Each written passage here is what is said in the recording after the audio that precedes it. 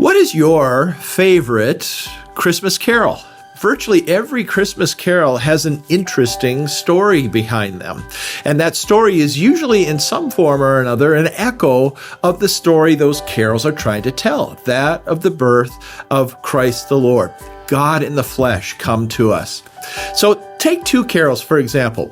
The one that is so often associated with Christmas, Joy to the World. A lot of people don't know, but this was written by a man named Isaac Watts.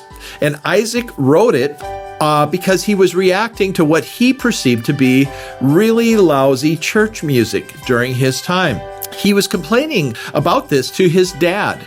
And rather than scold Isaac's father looked at him and he said to him, "Well, son, why don't you mend the matter?" And then Isaac wrote that.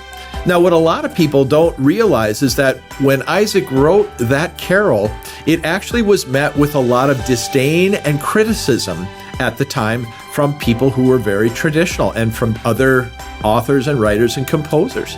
And yet today, it's maybe perhaps the quintessential Christmas carol. Here's another example, the carol O Holy Night. This is a fascinating thing because it was written by a Frenchman named Placido Cappeau. And Cappeau wrote it as a poem from a request from a priest. Cappeau was a faithful church attender, but maybe by today's standards, not considered like a passionate Christian. But in the process of writing it, he really considered what must it have been like for Mary to give birth to God. Think about that. And his words in the song, O Holy Night, really reflect this deep sense of mystery and awe and wonder. Later on, Cappeau's poem was set to music by his friend Adolf, and later on, this particular carol became part of the lineup of one of the first radio broadcasts of a Christmas service in 1906. And so the stories are always interesting. We remember that the stories of these carols reflect people and their hearts and their lives and the things that they're going through at that time.